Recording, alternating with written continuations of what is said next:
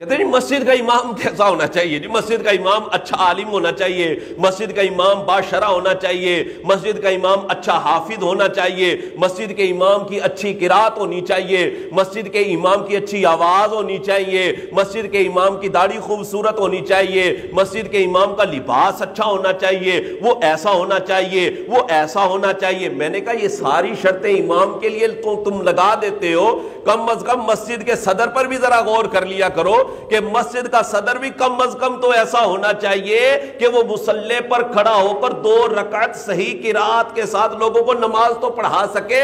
مسجد کا صدر کم از کم ایسا تو ہونا چاہیے کہ وہ فاسق معلن نہ ہو، وہ داڑھی منڈا نہ ہو۔ مسجد کا صدر، مسجد کی انتظامیہ کا ممبر کم از کم ایسا ہو کہ وہ 5 نمازیں باجماعت پڑھنے والا تو ہو۔ مسجد کی انتظامیہ اور مسجد کا صدر کم از کم ایسا ہونا چاہیے کہ وہ فاسق معلن تو نہ ہو، وہ اعلانیہ فسق کرنے والا تو نہ ہو۔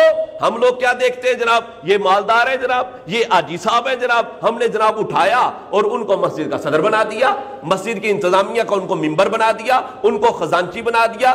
کم از کم ان کا ٹیسٹ تو لینا چاہیے، جس طرح ہم امام کا تو ٹیسٹ لیتے ہیں کہ امام کو یہ آتا ہے، امام کو یہ نہیں آتا۔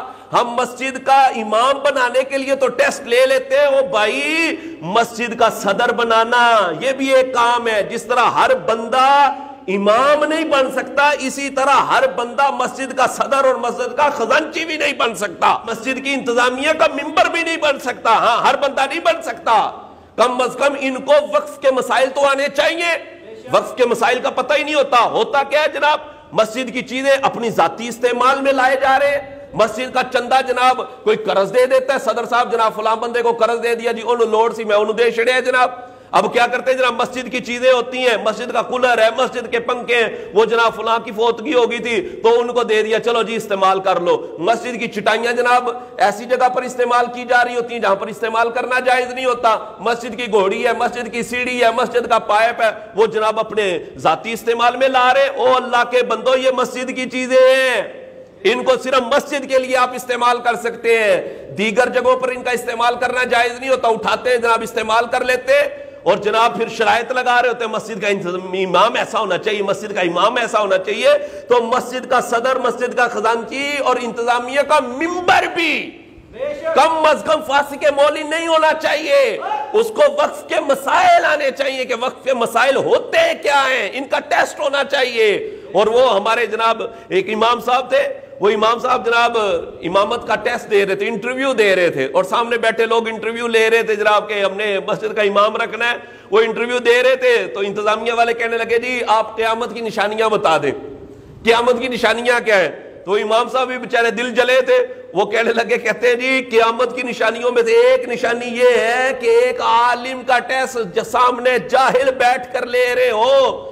یہ بھی قیامت کی ایک نشانی ہے کہ عالم کا ٹیسٹ جاہل لے رہا ہے، یہ بھی تو قیامت کی نشانی ہے۔ یہاں جناب امام کا ٹیسٹ کون لے رہا ہے؟ وہ جاہل انتظامیہ لے رہی ہوتی ہے۔ او اللہ کے بندو، ہر بندہ جو ہے وہ انتظامیہ نہیں بن سکتا، ہر بندہ مسجد کی انتظامیہ کا ممبر نہیں بن سکتا، ہر بندہ مسجد کا صدر نہیں بن سکتا۔ کم از کم ان کو وقف کے مسائل آنے چاہیے، کم از کم وہ بندہ فاسق معلن نہیں ہونا چاہیے، کم از کم وہ بندہ 5 نمازیں باجماعت پڑھنے والا ہونا چاہیے، اس کو مسجد کے احکام کا پتہ ہونا چاہیے، پھر وہ مسجد کا صدر اور مسجد کی انتظامیہ کا ممبر بن سکتا ہے، ورنہ وہ مسجد کی انتظامیہ کا ممبر نہیں بن سکتا۔ اس کو بنانا درست ہی نہیں ہے۔